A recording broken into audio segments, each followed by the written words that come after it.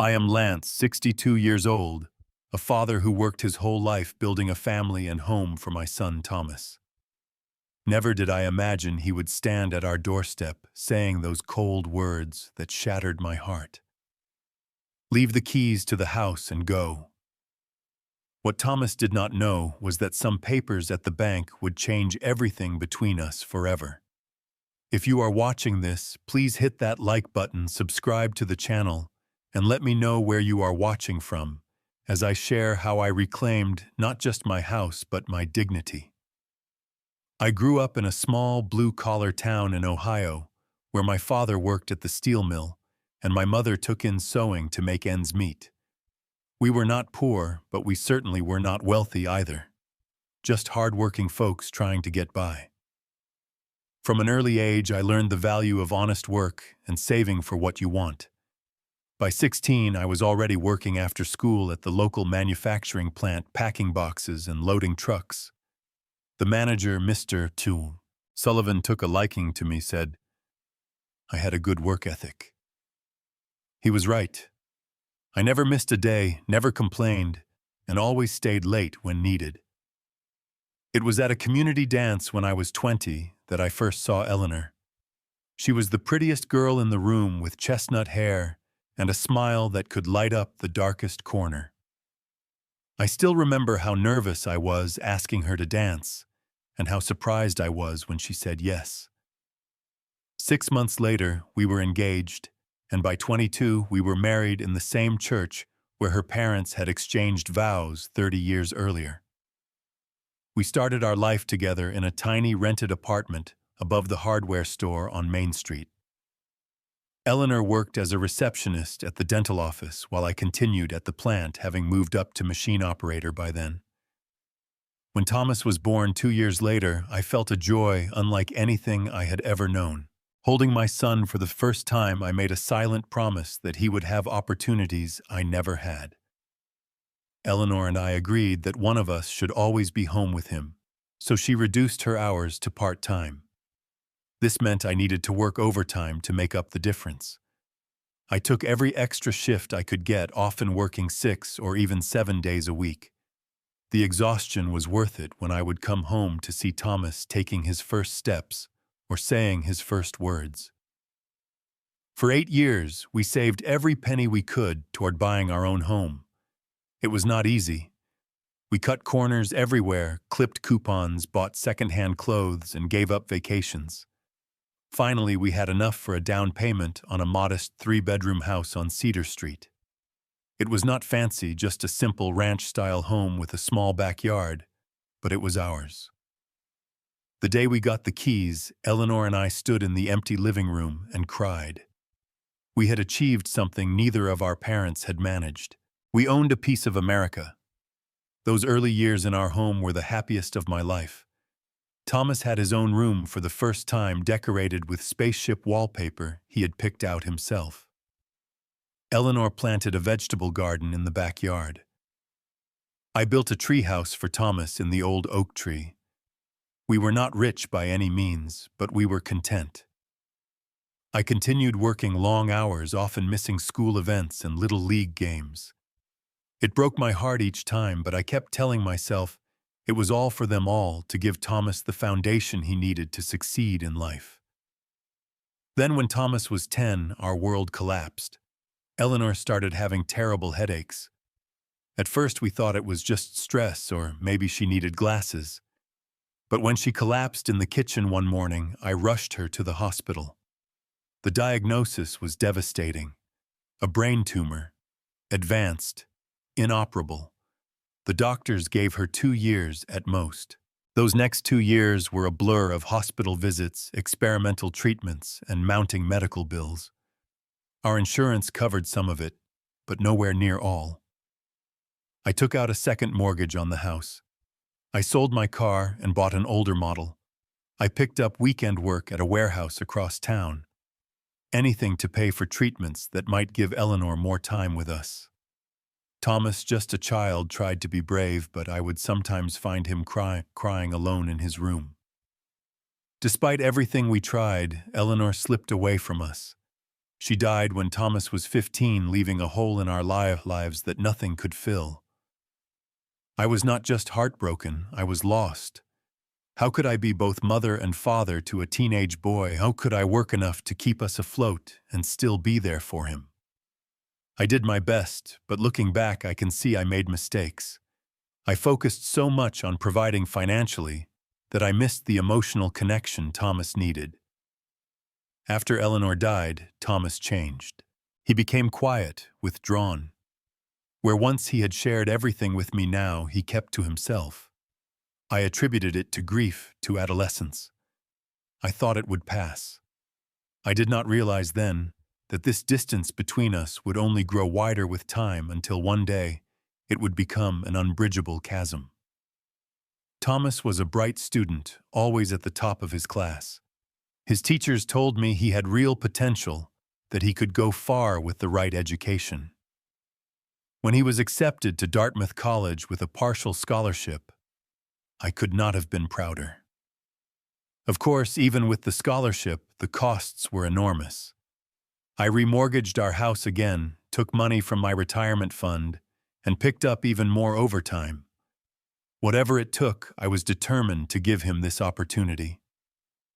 During this time, I realized our house on Cedar Street was becoming too expensive to maintain, with all the extra costs of Thomas's education. After much consideration, I sold it and bought a smaller, more affordable house closer to my work. It was a practical decision, allowing me to cut my commute time in half and save on gas and car maintenance. The new house was not as charming as our family home, but it was solid and in a decent neighborhood. Most importantly, it was completely paid for, with the proceeds from the sale of the Cedar Street house giving me one less monthly payment to worry about. Thomas came home less frequently after the move. He said the new place did not feel like home to him. I understood, but it hurt nonetheless. Still, I focused on the fact that he was thriving at college. His grades were excellent, he had joined a prestigious fraternity, and he was making connections with the children of influential families. All the things Eleanor and I had dreamed of for him were coming true. After graduation, Thomas landed a job at a financial firm in Boston. His starting salary was more than I had ever made in my best year at the plant. He moved into a sleek apartment downtown and began to build his career. I would call him every Sunday, eager to hear about his life, but our conversations grew shorter and more perfunctory. He was always in a rush, always had somewhere to be or something to do. 2 years into his career, Thomas met Jessica at a corporate retreat. She came from a wealthy Connecticut family, had attended an Ivy League school like Thomas, and worked in marketing for a luxury brand. When Thomas brought her home to meet me for the first time, I could immediately see they were from the same world, a world I had helped Thomas enter, but could never truly belong to myself. I tried my best to make a good impression. I cleaned the house top to bottom, bought steaks for dinner, even purchased a bottle of wine that cost more than I usually spent on groceries for a week. But from the moment Jessica stepped into my humble home, I could see the barely disguised disdain in her eyes. The way she looked at my worn furniture, the slight grimace when she used my bathroom, the polite but stiff way she thanked me for dinner. Thomas noticed too, I could tell, but instead of defending our simple lifestyle, he seemed embarrassed by it. After that visit, Thomas's calls became even less frequent. When we did speak, he would often mention the important people he was meeting, the exclusive restaurants he was dining, at the luxury vacations he and Jessica were planning. It was as if he was trying to emphasize how different his life was from mine now. I was happy for his success, truly I was, but I could not help feeling that with each step up the corporate ladder, he was climbing further away from me. When Thomas and Jessica bought their first home together, a lavish townhouse in an upscale neighborhood of Boston, I was invited to their housewarming party. I saved up to buy them a nice housewarming gift, a handcrafted clock that reminded me of one Eleanor had always admired. At the party, I felt completely out of place among their friends and colleagues, all of whom seemed to speak a different language of investments, market trends, and exclusive vacation spots. Thomas introduced me briefly to a few people, then seemed to forget I was there. I placed my gift on the designated table and noticed it looked small and plain next to the expensive presents others had brought. Later that evening, I overheard Jessica speaking to a friend in the kitchen. I will never forget her words. She said, "Well, at least Thomas turned out well despite where he came from. You would never know his father is just a factory worker." I stood there frozen, waiting for Thomas to defend me. Instead, he laughed uncomfortably and quickly changed the subject. That night, as I drove the 3 hours back to my empty house, I cried for the first time since Eleanor's funeral. In the years that followed, Thomas continued to rise professionally. He was made junior partner at his firm. He and Jessica took luxurious vacations to Europe and Asia, sending me the occasional postcard or email with photos of places I would never see. Meanwhile, I continued my life of quiet routine, working, maintaining my small house, and trying to find meaning in a world that seemed to be leaving me behind. The gap between Thomas's life and mine grew wider, but I still held on to the hope that underneath it all, he was still the boy I had raised, still my son who would remember the sacrifices I had made for him. But as Thomas approached his 40th birthday, I began to realize how wrong I had been. At his birthday celebration, a catered affair at an exclusive club, I heard him telling stories about his childhood that were subtly altered to hide our modest beginnings. In his retelling, our small house became a charming vintage home. My factory job became a management position. His mother's illness and our financial struggles were glossed over entirely. I did not confront him about these fabrications. What would be the point? He had created a new narrative for himself, one in which his success was inevitable rather than the result of tremendous sacrifice. It hurt more than I can express to see my son ashamed of his roots of me. But I kept telling myself that blood was thicker than water, that when it really mattered, Thomas would remember who he was and where he came from. I would soon learn how wrong I was about that too. Life has a way of testing us just when we think we have everything figured out. For me, that test came when I was 58 years old. I had been at the plant for over 40 years by then, having worked my way up to floor supervisor. I was looking forward to retirement in a few years with a modest pension that would allow me to live comfortably in my paid-off house. Then came the accident. It happened on a Thursday afternoon. One of the newer machines malfunctioned while I was helping a young worker troubleshoot it. There was a horrible sound of metal tearing and then excruciating pain as my right leg was caught in the mechanism. I remember the screams, the rush of coworkers running to shut down the machine, the pool of blood spreading across the concrete floor. Then mercifully, I blacked out. I woke up in the hospital to the news that my leg had been severely damaged. The doctors had managed to save it, but I would need multiple surgeries and months of physical therapy. Even then, they warned I might always walk with a limp and would likely never regain full function. The company's insurance would cover the medical expenses, but only up to a point. And while I was entitled to workers' compensation, it was significantly less than my regular salary. For the first time in my adult life, I faced real financial insecurity. I had some savings, of course, and my house was paid off, but the combination of medical costs, ongoing living expenses, and reduced income quickly began to deplete what I had set aside. The hospital bills alone were staggering, even after insurance. Then there were the medications, the specialized equipment I needed during recovery, the transportation to and from physical therapy sessions, since I could not drive.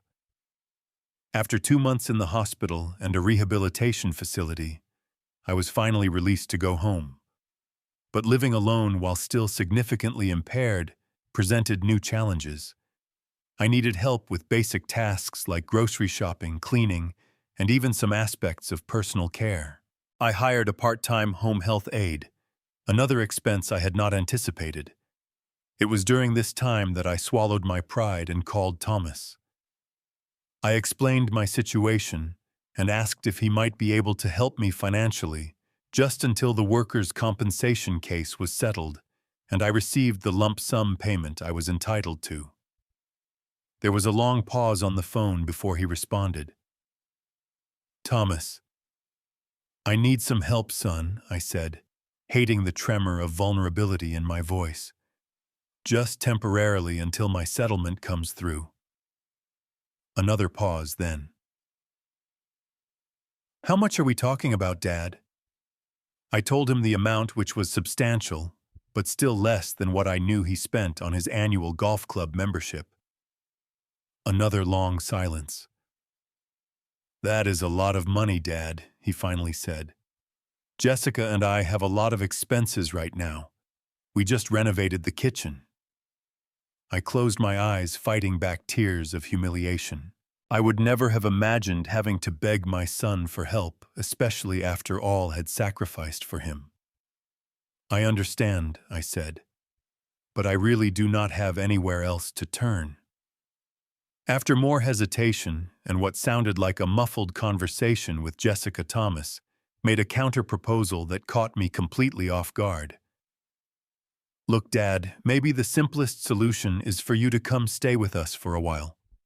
We have that guest room on the first floor, so you would not have to deal with stairs, and it would be easier than sending money back and forth."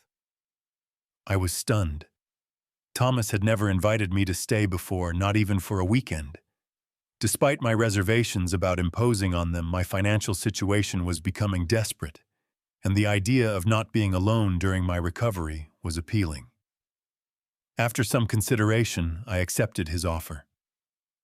2 weeks later, Thomas flew out to help me pack some essentials and accompany me back to Boston. As I locked up my house, I felt a strange foreboding, as if I might not be returning as soon as I thought. Life in Thomas and Jessica's townhouse was not at all what I had hoped. From the moment I arrived, I felt like an unwelcome intruder. The guest room was beautiful but sterile, like a hotel room rather than a space in a family home. Jessica was polite but distant, always seeming to have somewhere else to be when I entered a room. Thomas was rarely home, leaving early for work, and returning late often after I had already retired to my room for the night. The worst part was the way they spoke about me, as if I was not there, or as if my injury had affected my hearing or intellect rather than my leg. I would catch snippets of conversations about the inconvenience of having me there, about how long my recovery might take, about the disruption to their routine. One evening, about 3 weeks into my stay, I was making my slow way back from the bathroom to my room when I overheard Thomas and Jessica in their home office. The door was ajar, and their voices carried clearly into the hallway. "How long is he going to be here?" Jessica was saying, her voice tense with irritation. "I cannot keep entertaining his boring stories about the factory or your childhood. And the way he eats, Thomas. Did your family never use proper utensils?"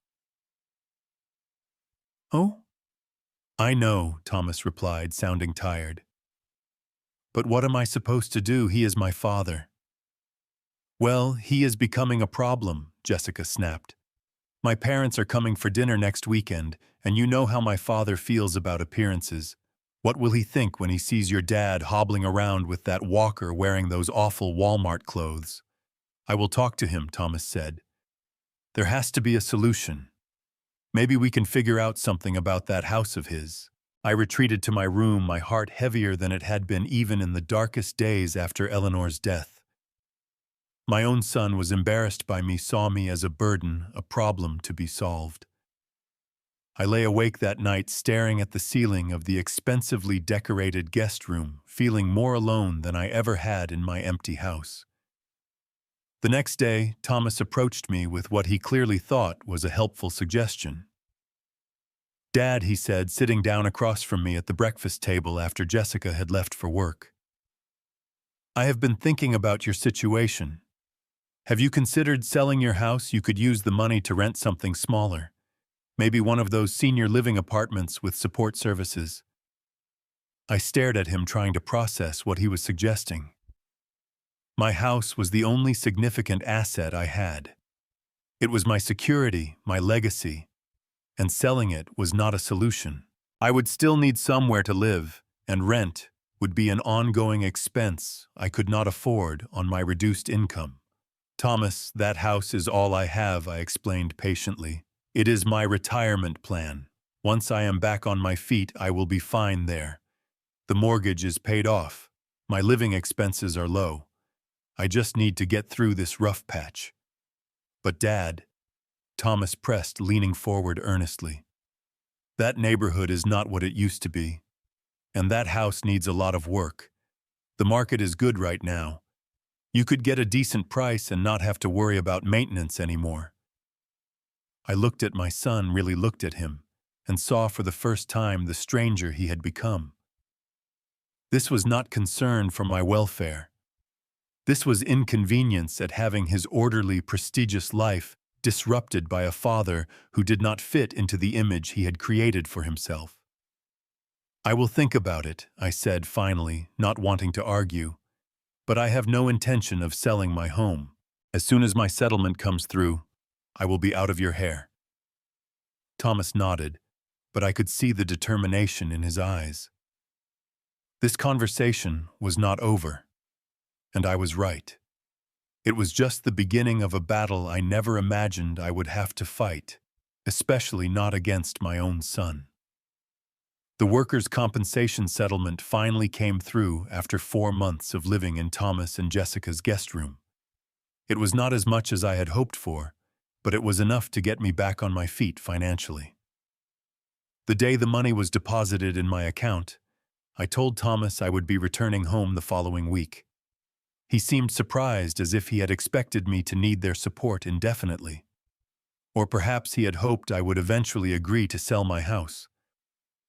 After physically recovering enough to function independently, I was eager to return to my own space, my own routines. Thomas helped arrange for my flight home, and even drove me to the airport, though I noticed he seemed preoccupied and tense during the drive. We said an awkward goodbye at the departures terminal, with Thomas giving me a brief perfunctory hug before quickly returning to his car. My return home was bittersweet. The house was exactly as I had left it, though slightly musty from being closed up for so long. A neighbor had been collecting my mail, which sat in neat stacks on the kitchen table. There was a fine layer of dust on everything, and the refrigerator was empty, but it was mine. I spent that first day just walking slowly from room to room, reacquainting myself with my belongings, the photos of Eleanor and Thomas as a boy, the simple furniture that held a lifetime of memories. Over the next few weeks, I settled back into my life. My physical therapist made home visits twice a week. A young neighbor boy helped with yard work and heavier household tasks. I reconnected with a few old friends from the plant who came by to check on me. Though my leg would never be the same, I was regaining my independence, and for that I was grateful. Then, about a month after my return, Thomas called with a proposition that took me completely by surprise. "Dad," he began, sounding unusually enthusiastic, "I have been doing some research, and I think I have found a solution to your situation. There are these great retirement communities in Florida. Warm weather which would be good for your leg. Activities, people your own age. And here is the best part. If you sell your house, you could easily afford to buy a nice condo there outright." I sat silent for a moment, trying to understand what was happening. Why was Thomas suddenly so interested in my housing situation? "Thomas," I replied carefully, "I appreciate your concern, but I am happy where I am. This is my home. My friends are here. My doctors are here. I have no desire to move to Florida." "But Dad," he persisted, his voice taking on a persuasive tone I recognized from when he was a teenager, asking for something expensive. "You are all alone up there in that cold climate. Your house is too big for just one person. And honestly, what if you fall again or have another accident? Who would help you? I have neighbors, Thomas, and friends. I am not as isolated as you seem to think. He sighed, clearly frustrated by my resistance. Look, he said, his voice changing subtly, becoming more businesslike. I am just trying to help you make a smart financial decision. That house is your biggest asset. You should leverage it while the market is still strong. And then I understood. This was not about my welfare at all. There was something else going on. Thomas, is there some reason you are so interested in my selling my house? I asked directly. There was a pause too long before he answered. I just want what is best for you, Dad, he said. But there was a hollowness to his words that sent a chill through me. After that conversation, Thomas began calling more frequently than he had in years. Each call would eventually circle back to the subject of my house. He tried different approaches, alternately expressing concern for my well-being, pointing out the financial benefits, even suggesting that staying in the house was a form of unhealthy attachment to the past. I continued to deflect and refuse, but I was becoming increasingly uneasy. Thomas had never shown this level of interest in my affairs before. Something was not right. My suspicions were confirmed when I received a call from my bank asking about a loan application that had been submitted in my name using my house as collateral. I had made no such application and told the bank representative as much. They flagged the application as potentially fraudulent and advised me to check my accounts and credit report. What I discovered left me breathless with shock and betrayal.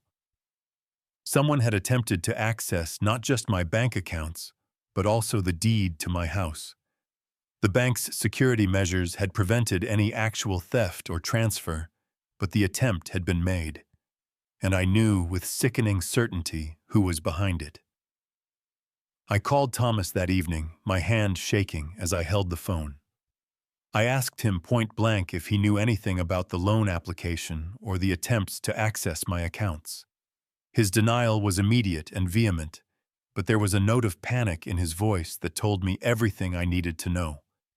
I decided to take precautions. I changed all my passwords, put a freeze on my credit and made an appointment with a lawyer to ensure my house and assets were protected. I did not tell Thomas about these measures. Something told me to keep my actions to myself. 2 weeks later, I returned home from a doctor's appointment to find my world turned upside down. As I approached my front door, I realized with confusion that my key no longer worked in the lock. Before I could process this, the door opened from inside, and there stood Thomas. His expression a mixture of determination and discomfort. "Dad," he said, his voice unnaturally calm. "We need to talk." "Thomas, what is going on? Why does my key not work?" Instead of answering, he stepped outside and closed the door behind him. In his hand was a small duffel bag, which he thrust toward me. I took it automatically, still trying to make sense of the situation. "I have packed your essential items," he said, not quite meeting my eyes. "Your medications, some clothes, toiletries. The rest of your things will be put in storage." I stared at him, uncomprehending. "What are you talking about?" "This is for the best, Dad," he continued as if reciting a prepared speech. "You cannot manage on your own anymore. The house is not safe for you. And besides," he added, his voice hardening, "the house is technically mine now." "What?" I gasped, feeling as if I had been punched in the stomach. "That is not true. This is my house. I paid for it. My name is on the deed." Thomas finally looked me in the eye, and what I saw there chilled me to the bone. It was the cold, calculating gaze of a stranger. Not my son, but a man who would do anything to get what he wanted. "Actually, there was an agreement," he said smoothly. "You signed ownership over to me years ago in exchange for me covering some of your debts. Do not you remember I was speechless with shock. It was an outright lie, a fabrication so brazen that for a moment I wondered if my memory was failing me. But no, there had never been any such agreement. I had never signed over my house to Thomas or anyone else. That is not true, I finally managed to say. And you know it. His expression hardened. Look, Dad, he said, his voice now devoid of any warmth. This is happening whether you like it or not. I have the paperwork. The house is mine now. He held out his hand. Leave the keys to the house and go. I stood there on my own front porch, a duffel bag of hastily packed belongings in my hand, facing the son I had sacrificed everything for, who was now trying to steal the roof over my head. In that moment, something broke inside me, a final illusion about who Thomas had become. You cannot do this, I said, my voice surprisingly steady, despite the turmoil inside me. This is illegal. Thomas's face flushed with anger. Do not make this difficult, Dad, he snapped. I have already spoken to a lawyer. If you do not leave voluntarily, I will call the police and have you removed as a trespasser.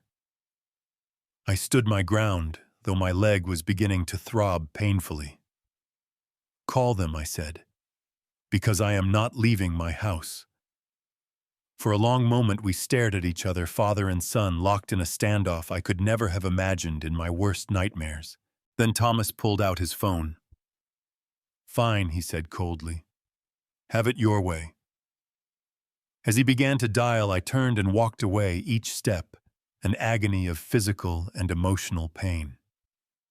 I did not know where I was going or what I would do, but I knew one thing with absolute certainty.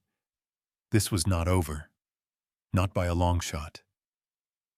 I made my way slowly down the street, the duffel bag hanging heavily from my shoulder, my mind reeling from what had just happened. The betrayal was so enormous, so complete, that I could barely process it. My own son had locked me out of my home and threatened to have me arrested. How had it come to this? With nowhere else to go, I headed to Frank's house, an old friend from the plant who lived about a mile away. The walk was painful with my still healing leg, but the physical discomfort was nothing compared to the ache in my heart. Frank had been a friend for over 30 years, one of the few people who had stood by me through Eleanor's illness and death. If anyone would help me now, it would be him. Frank opened his door and took one look at my face and the duffel bag in my hand. Jesus. Lance, what happened? He asked immediately, ushering me inside. I collapsed onto his couch, suddenly exhausted beyond words. It took me several tries to get the story out, my voice breaking as I recounted Thomas's actions. Frank listened in stunned silence, his expression growing increasingly angry. That is not just wrong, Lance, it is criminal, he said when I finished. He cannot just take your house. That is theft, plain and simple. He seems to think he has paperwork proving I signed the house over to him, I explained. But I never did any such thing. Never. Frank got up and poured us both a drink, something he rarely did in the middle of the day. Then he made a phone call to his nephew Howard, who happened to be a lawyer specializing in elder law. After a brief conversation explaining the situation, he handed me the phone. Howard was brisk and professional, asking pointed questions about the deed to my house, whether I had ever signed any documents giving Thomas power of attorney, and if there had ever been any financial arrangements between us that could be misconstrued or manipulated. To each question, my answer was a firm no. Mr. Peterson, this is a clear case of attempted property theft, Howard said when he had all the information. And potentially elder abuse, though you are obviously mentally competent. The first thing we need to do is verify that you are still the legal owner of record for the property. Can you meet me at your bank tomorrow morning? We need to check the property records. I agreed, feeling a small spark of hope for the first time since finding myself locked out of my own home. Frank insisted I stay with him as long as necessary, setting up his spare room for me, and even lending me some clothes since Thomas had packed so little for me. That night I barely slept, my mind racing, with questions and fears. What if Thomas had somehow managed to forge documents transferring ownership? What if the bank had made a mistake? What if I truly was about to lose everything I had worked for all my life? The next morning, Frank drove me to meet Howard at the main branch of my bank. Howard was already there when we arrived, a serious-looking man in his 40s, with kind eyes that reminded me of his mother, Frank's sister. "Let me do the talking," he advised as we entered the bank. "We are going to request documentation of your property ownership and also check if there have been any attempts to transfer the deed or take out loans against the property." The bank manager, a woman named Mrs. Reynolds, whom I had known for years, greeted us warmly, though her expression turned serious when Howard explained why we were there. She immediately took us to a private office and began accessing the property records in the bank's system. What we discovered left me simultaneously relieved and furious. According to the bank's records, I was indeed still the legal owner of my house. There had been no transfer of ownership. However, there had been multiple attempts in recent weeks to change the ownership records, all of which had been flagged and blocked by the bank's security system because they lacked proper authentication. "Mr. Peterson," Mrs. Reynolds said, looking at me with concern, "these attempts to transfer your property are extremely suspicious. In fact," she added, lowering her voice, "we have reason to believe someone may have attempted to forge your signature on several documents." Howard leaned forward. "We need copies of all those documents," he said firmly. "And we need to know who submitted them." Mrs. Reynolds nodded. "I can provide the documents, but I am afraid I cannot officially disclose who submitted them without a court order. However," she added, giving me a meaningful look, "I can tell you that the contact information provided on the submission forms matches information we have on file for a family member of yours, Mr. Peterson." That was all I needed to hear. Thomas had not just tried to pressure me into giving him my house, he had actively attempted to steal it through forgery and fraud. As Mrs. Reynolds printed copies of the attempted transfer documents for Howard, she made another disturbing revelation. "Mr. Peterson," she said quietly, "there was also an application for a substantial home equity loan against your property. Again, it was flagged because the signature did not match our records, and the request came through unusual channels." I felt physically ill. Thomas had not just tried to take my house, he had tried to drain its value as well. How desperate for money was he?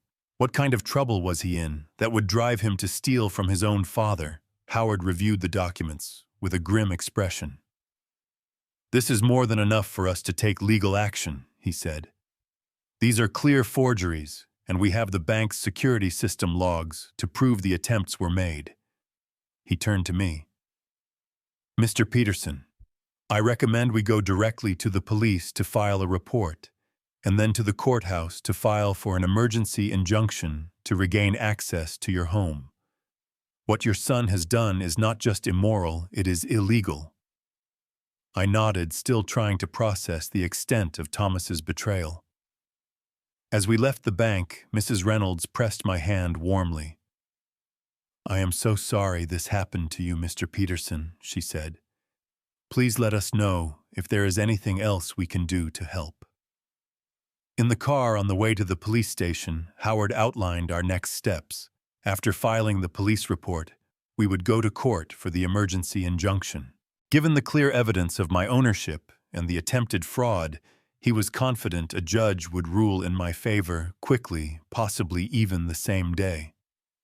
But now that I knew the truth, that my house was legally still mine, and that Thomas had tried to steal it through fraud, I felt a new determination rising within me. This was no longer just about getting my house back. It was about confronting the son who had betrayed me in the most fundamental way possible. Before we go to the police, I said to Howard, "I want to confront Thomas. face to face, at his office. Howard frowned. That might not be the best idea from a legal standpoint, he cautioned. I understand, I replied. But I need to look him in the eye when he realizes his plan has failed. I need to hear what possible justification he could have for doing this to me, to his own father. Frank, who had been quietly driving, spoke up. I agree with Lance. Thomas should have to face what he has done, but Howard should go too as a witness and legal protection. After some discussion, Howard reluctantly agreed with the condition that I would not say anything that could complicate the legal case. We changed direction and headed toward the financial district where Thomas's firm was located. The confrontation that followed in Thomas's sleek corner office was one of the most painful experiences of my life, but also, strangely, one of the most clarifying. When his assistant announced our arrival, Thomas came out to the reception area, his face a mask of surprise and then alarm when he saw who was with me. Dad. What are you doing here? He asked, his eyes darting nervously between me, Frank, and Howard. And who are these people? This is my friend Frank, I said calmly. And this is Howard, my lawyer. We need to talk, Thomas, in private. The color drained from Thomas's face, but he maintained his composure, ushering us into his office and closing the door. I am in the middle of a workday, Dad, he said, attempting to sound authoritative. This is highly inappropriate. Not as inappropriate as trying to steal your father's house, Howard replied coolly, placing the documents from the bank on Thomas's desk. Care to explain these? Thomas glanced at the papers, and I saw the moment he realized his scheme had been discovered. His shoulders sagged almost imperceptibly, and a flash of fear crossed his face before he could compose himself. There has been a misunderstanding, he began, but Howard cut him off. No misunderstanding, Mr. Peterson. These are attempted forgeries of your father's signature on property transfer documents. The bank has confirmed your father is the sole legal owner of the property. You have no claim to it whatsoever. Thomas's composure finally cracked. You do not understand, he said, his voice rising. I need that house, the equity in it. You have no idea what kind of pressure I am under. Then explain it to me, I said quietly. Explain to me why my son would try to steal the roof over my head. Thomas ran his hands through his perfectly styled hair, disheveling it in a way that suddenly made him look younger, more like the boy I remembered. It is the investments, he finally said, not looking at me. Some of them went bad. Really bad. And then there were the renovations to the townhouse, Jessica's shopping habits, the club memberships, the appearances we have to maintain. So you decided to steal from me, I asked, my voice breaking, despite my efforts to stay calm. Your own father. It was not like that, he protested weakly. I was going to pay you back. Once the market turned around. Once some of my other investments paid off. You were staying with us anyway. You did not need the house. I just looked at him, this stranger wearing my son's face, making excuses for an unforgivable betrayal. Where exactly did you expect me to live, Thomas? He had no answer for that, just averted his eyes and stared at his desk. Howard cleared his throat. Mr. Peterson, we will be filing a police report about the attempted fraud and petitioning the court for an emergency injunction to restore Mr. Lance Peterson's access to his property. Given the evidence, I expect both actions to be successful. You should prepare yourself accordingly. Thomas's head snapped up, panic clear in his eyes. You cannot file a police report, he said urgently. It would ruin me, my career, my reputation, everything. You should have thought of that before you tried to commit fraud, Howard replied unsympathetically. Dad. Please, Thomas said, turning to me with pleading eyes. Do not do this. We can work something out. I will give you back your keys. You can have the house. Just do not report this. I looked at my son, really looked at him, and saw not just the ruthless man who had tried to steal from me, but also the desperate one now facing the consequences of his actions. And beneath it all, I caught a glimpse of the boy he had once been, the child Eleanor and I had loved so fiercely. I will consider not pressing charges on one condition, I said finally. You tell me the whole truth, right now. How bad is it, Thomas? What kind of trouble are you really in? And so, in that sleek office with its view of the Boston skyline, Thomas finally confessed everything. The failed investments, the massive debt, the second and third mortgages on his townhouse, the credit cards maxed out to maintain the lifestyle he and Jessica had become accustomed to, the growing pressure from creditors, the fear of losing everything, of being exposed as a fraud to his colleagues, his friends, his wife. By the time he finished, Thomas was hunched over in his expensive leather chair, looking broken and far older than his years.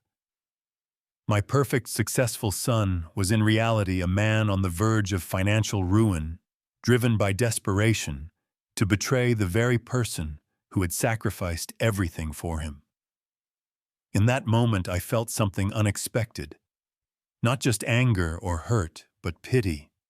Thomas had built his life on appearances, on material things, on the approval of people who only valued him for his perceived success. And now it was all crumbling around him. I do not know what to say to you, Thomas, I said finally. You broke my heart. Not just by trying to take my house, but by becoming someone who could do such a thing in the first place. For the first time, Thomas seemed to truly hear me. His face crumpled, and to my shock, he began to cry, deep, racking sobs that shook his entire body. I am sorry, Dad. He gasped between sobs. I am so sorry. I do not know who I am anymore. I do not know how I got here. Howard and Frank exchanged uncomfortable glances. Perhaps we should step outside, Howard suggested tactfully.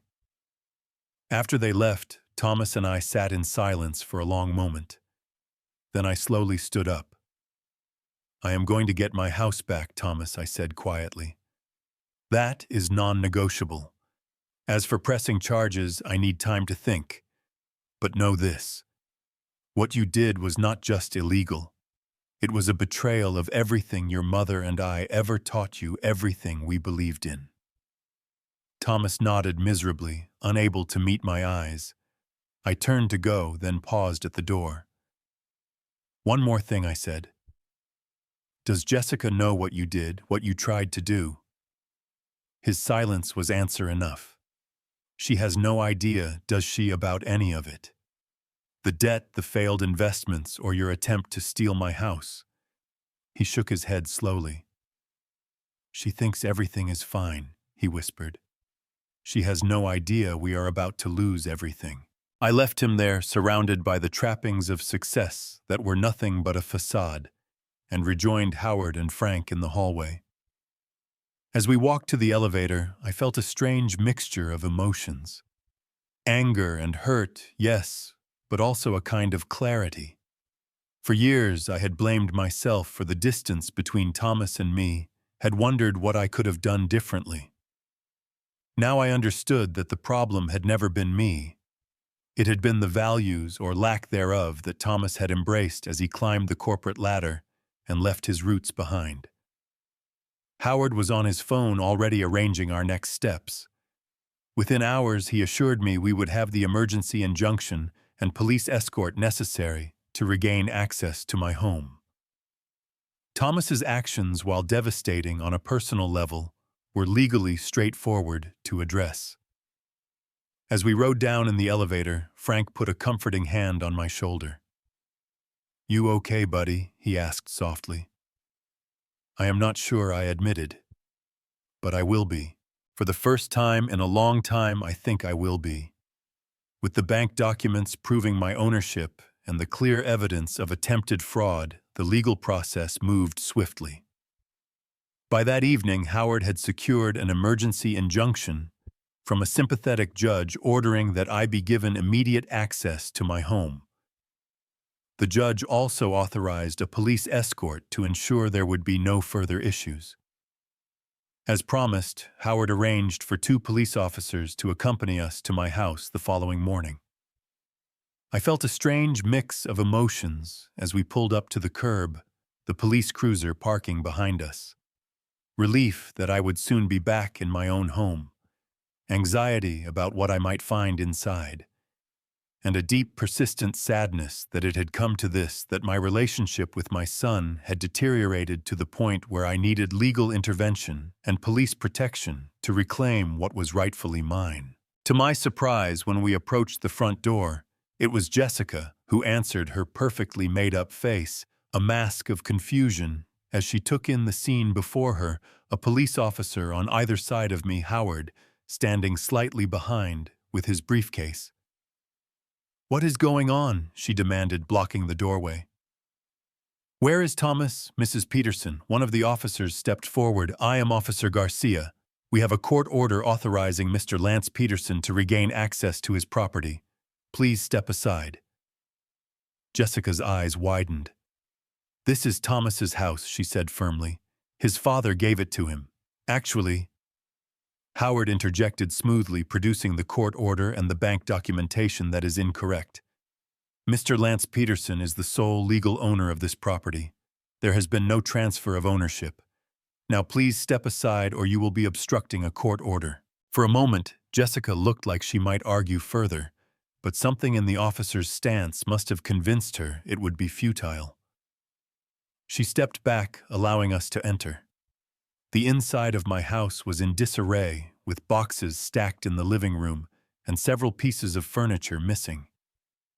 My heart sank as I took in the scene. They had clearly been in the process of emptying the house, either to move in themselves or to sell it. "What is happening with these boxes?" I asked Jessica, who was standing with her arms crossed, watching us with a mixture of anger and confusion. "We were organizing things," she said vaguely. "Thomas said you had agreed to downsize." Before I could respond, Howard stepped in.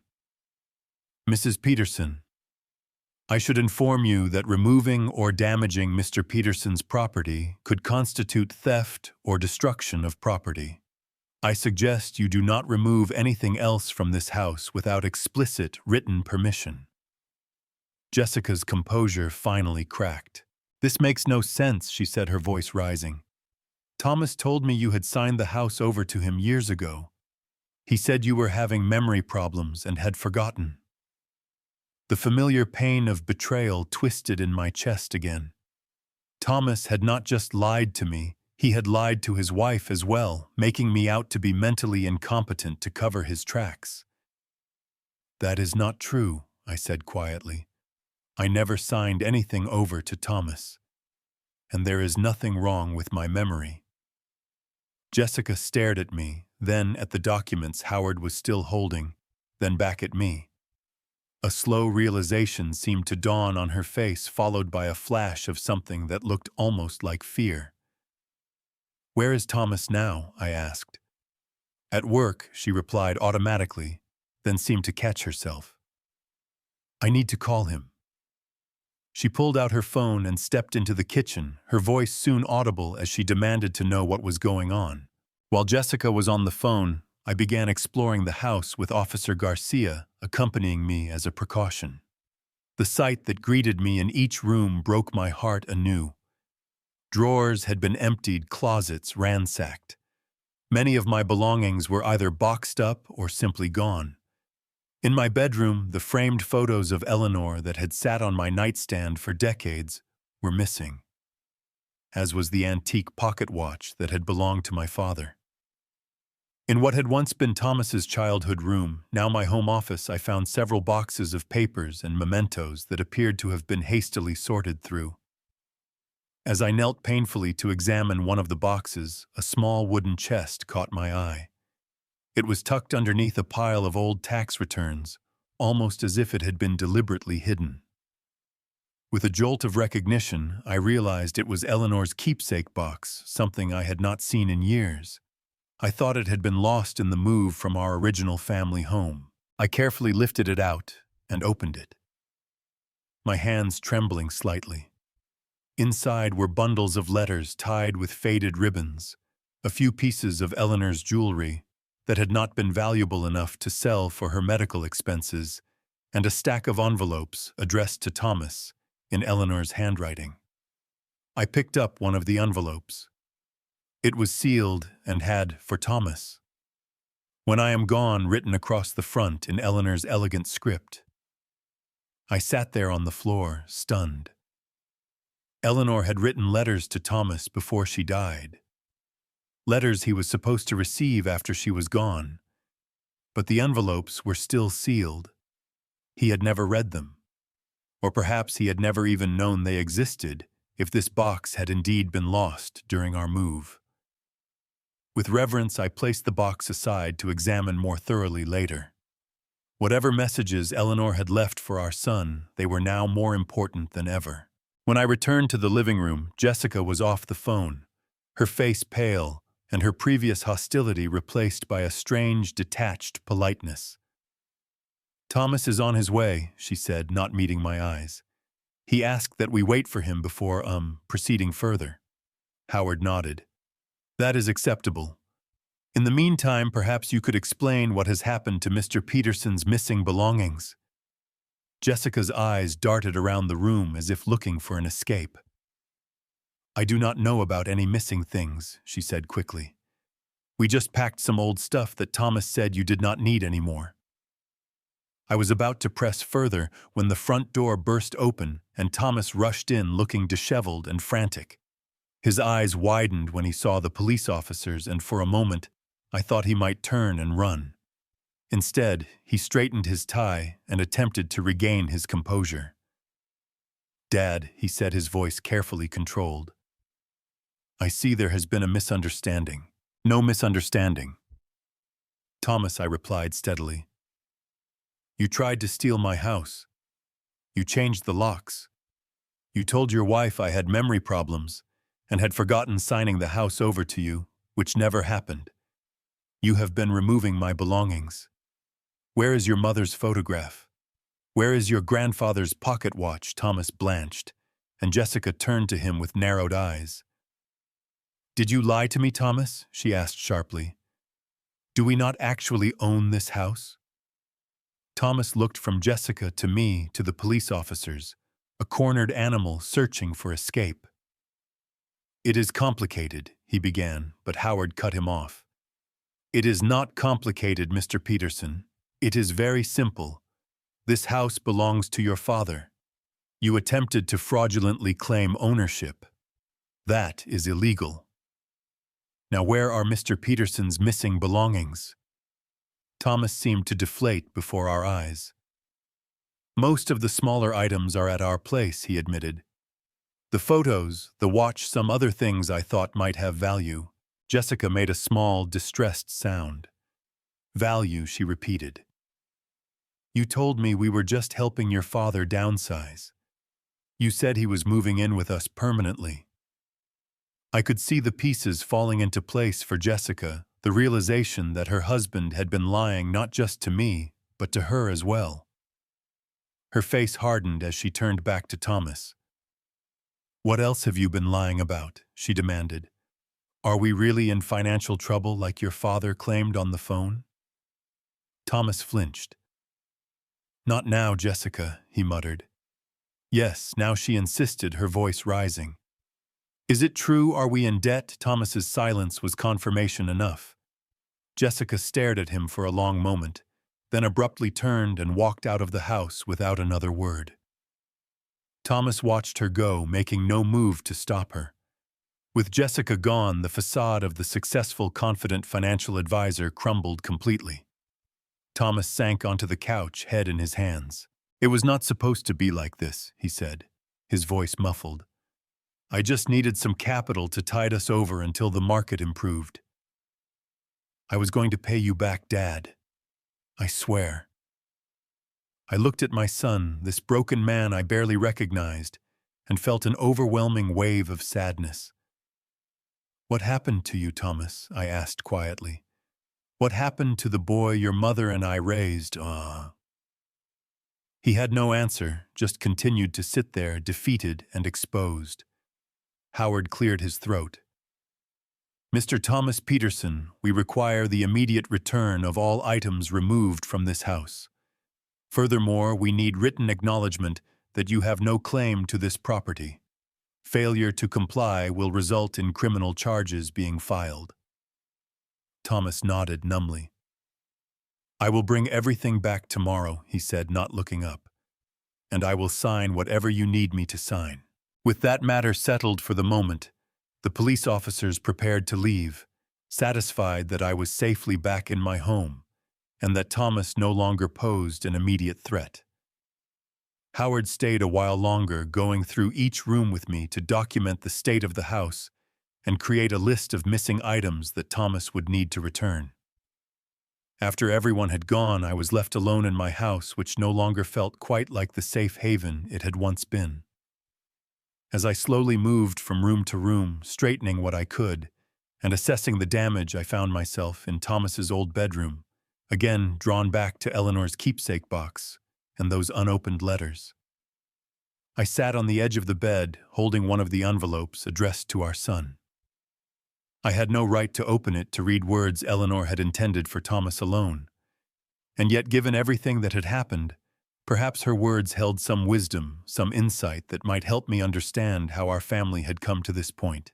After a long internal debate, I carefully opened one envelope, reasoning that as Thomas's parent, I needed to know what messages his mother had left him before deciding whether to give him the letters now. Inside was a single sheet of paper covered in Eleanor's handwriting, dated just a month before she died. "My dearest Thomas," the letter began. "If you are reading this, I am gone and you are growing into a man without your mother's guidance. There are so many things I wish I could tell you, so many lessons I wish I could teach you as you face the world on your own. But perhaps the most important is this: success is not measured by the things you own or the money you make. It is measured by the love you give and the lives you touch." As I read on, tears streaming down my face, I found that Eleanor had been wiser than either of us knew. She had foreseen the temptations Thomas might face, the allure of material success that might lead him away from the values we had tried to instill in him.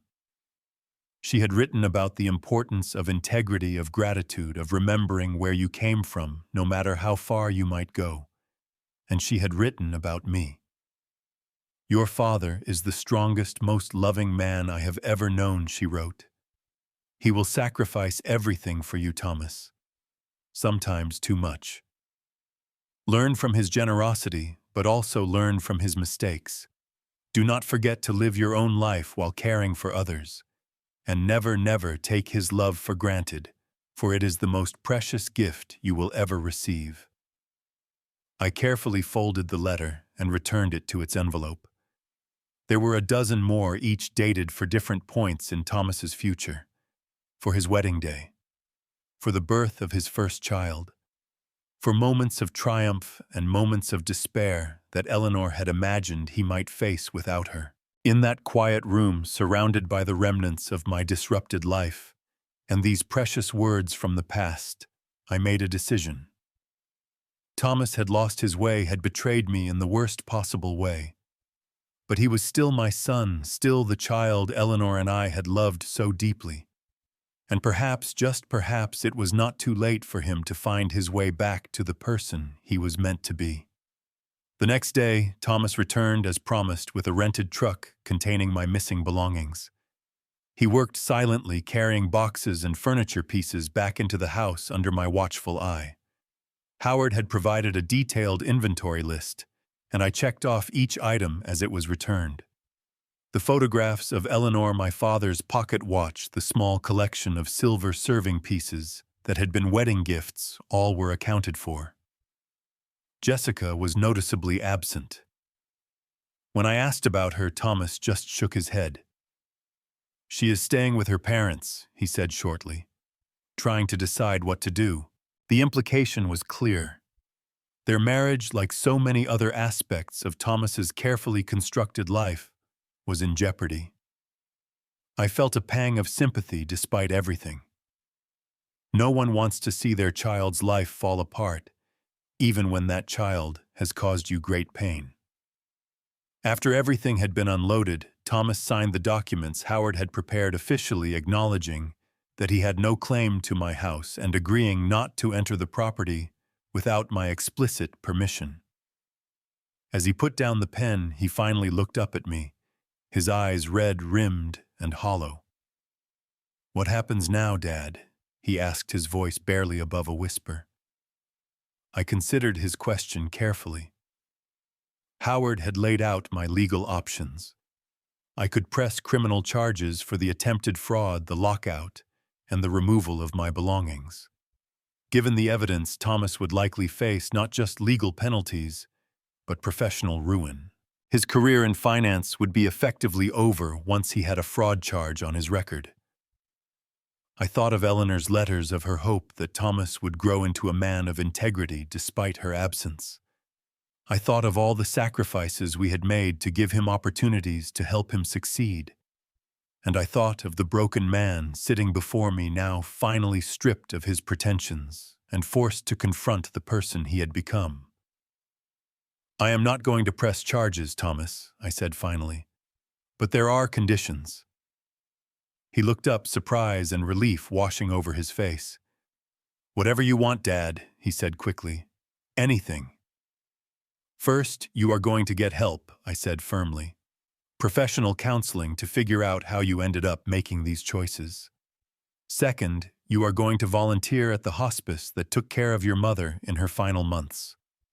They always need help, and you need to reconnect with the values she tried to instill in you." Thomas nodded, accepting these terms without protest.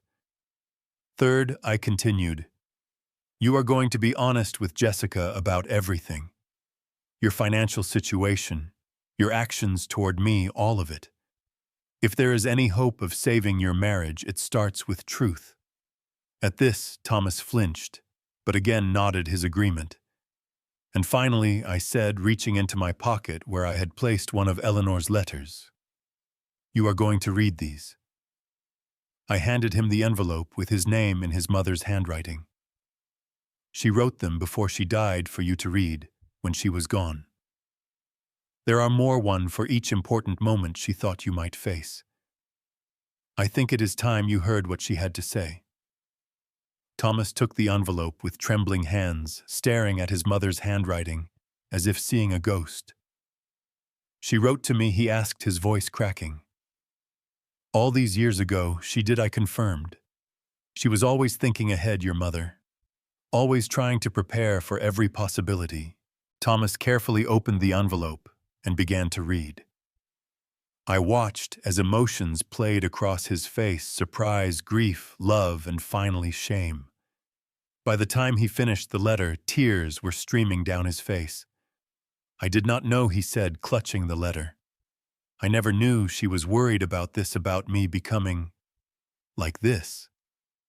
"She knew you better than you knew yourself," I said gently. "She always did." Thomas folded the letter carefully and returned it to its envelope. "What about the others?" he asked. "You said there were more." "There are," I confirmed. "But I think one at a time is enough for now. You need to really hear what she is saying in this one before moving on to the next." He nodded, accepting this limitation. "I am so sorry, Dad," he said, looking me in the eye for the first time since this ordeal began. "I do not know if you can ever forgive me, but I am truly sorry for what I did, for who I became." "I am not going to pretend it is okay, Thomas," I replied honestly. "What you did was a profound betrayal. Rebuilding trust, if it is even possible, will take time. But I am willing to give you that time if you are genuinely committed to changing." "I am," he said firmly. "I will do whatever it takes. I promise." With our agreement in place, Thomas left to begin the difficult process of rebuilding his life from the ruins of his own making. I watched him drive away, feeling a complicated mixture of emotions, hurt, and anger still present, but now mingled with a cautious hope that perhaps with time and effort, something good might emerge from this painful chapter. Over the following weeks, I focused on putting my house and my life back in order. The experience had shaken me deeply, forcing me to confront not just Thomas's betrayal, but my own role in our dysfunctional relationship. Had I enabled his materialistic values by sacrificing too much by teaching him that love meant giving everything, without expectation of appreciation or reciprocity? These questions led me to make some changes of my own. I decided to sell my house not because Thomas had pressured me to, but because I realized it was indeed too large for just me and carried too many complicated memories. I found a smaller single-level home in a pleasant community designed for active seniors with gardens I could tend and neighbors who quickly became friends. I also reconnected with old interests I had abandoned during my years of working overtime and caring for Eleanor. I joined a woodworking class at the community center. I volunteered at the local library. I even started dating again, something I had not considered in all the years since Eleanor's death. Nothing serious, just coffee with a kind widow named Margaret, who shared my interest in mystery novels. As for Thomas, he seemed committed to the changes he had promised. He entered therapy, both individual counseling and financial counseling, to address the spending habits that had led to his desperate actions. He began volunteering at the hospice as agreed initially, with reluctance but gradually, with genuine engagement. And he was honest with Jessica about everything, a painful conversation that nearly ended their marriage, but ultimately led to them entering couples therapy to see if their relationship could be salvaged. Thomas and I began to rebuild our relationship as well, starting with short, somewhat awkward visits that grew more comfortable over time. I gave him Eleanor's letters one by one, spacing them out, to allow him to truly absorb each one's message. I watched as these words from the past gradually helped heal something broken inside him, reconnecting him with the values and love that had shaped his early years. About a year after the incident, Thomas and Jessica invited me to dinner at their home. I was surprised to discover they had moved from their lavish townhouse to a modest apartment. Thomas explained that they had sold the townhouse to pay off their debts and were living within their means for the first time in their marriage. Over a simple meal of homemade lasagna. Nothing like the catered gourmet dinners they used to serve. Thomas shared that he had left his high-pressure finance job and was working at a nonprofit that provided financial literacy education to low-income communities. The pay was a fraction of what he had earned before, but he spoke about the work with a passion and satisfaction I had never heard in his voice when he discussed his previous career. As we finished dessert, Thomas reached for Jessica's hand. "Dad, we have something to tell you," he said, a nervous smile playing at his lips. "We are having a baby. You are going to be a grandfather." I sat in stunned silence for a moment, then felt a smile spread across my face. "That is wonderful news," I said sincerely. "Truly wonderful." "There is more," Jessica added, squeezing Thomas's hand. "If it is a girl, we want to name her Eleanor." The simple statement brought tears to my eyes. Eleanor would have loved that, I managed to say. She would have been so proud. After dinner, as I prepared to leave, Thomas walked me to my car. The night was clear and cool, stars visible above despite the city lights. We stood for a moment in companionable silence, both looking up at the sky. "Do you think Mom would forgive me?" Thomas asked suddenly, his voice quiet in the night air. For what I became, for what I almost did to you, I considered his question carefully. "Your mother always believed in second chances," I said finally, "in the possibility of redemption. I think she would be proud of the work you are doing now, of the person you are becoming, and she would love that little grandchild with her whole heart." Thomas nodded, blinking back tears. "I wish she could be here to see it," he said. "So do I, son," I replied. "So do I." As I drove home that night, I reflected on the strange, painful journey that had brought us to this point. Thomas had betrayed me in the worst way possible, had tried to take the very roof over my head. And yet that betrayal had ultimately led to a kind of rebirth for both of us. He was finding his way back to the values that truly mattered. And I was learning that love did not mean sacrificing everything without boundaries, but rather setting healthy limits while still leaving room for forgiveness and growth. Sometimes life's hardest lessons come from our greatest pain. When Thomas said those cruel words to me, "Leave the keys to the house and go," I thought my world was ending. I could never have imagined that from that terrible moment would come a new beginning. A chance to rebuild not just my life, but our relationship on a foundation of honesty and mutual respect. Looking back now, I understand that a house is just a structure of wood and brick. What makes a true home are the values we live by and the love we share. Thomas had to lose nearly everything to learn that lesson. I am just grateful that in the process, I did not lose him. I now know that sometimes when we are faced with the deepest betrayal, we must stand firm in our truth, even when it feels like we are standing alone. Because in that moment of standing up for ourselves, we create the possibility for genuine change and healing, not just for ourselves, but for those who have wronged us as well. Have you ever had to stand up to someone you love when they were in the wrong? How did you balance justice with mercy, boundaries with forgiveness? Share your stories in the comments below. And if this story touched your heart or gave you something to think about, please hit that like button and subscribe to hear more stories of family forgiveness and finding your way forward after betrayal. Thank you for listening, and remember, it is never too late to rebuild what has been broken, as long as both sides are willing to do the work.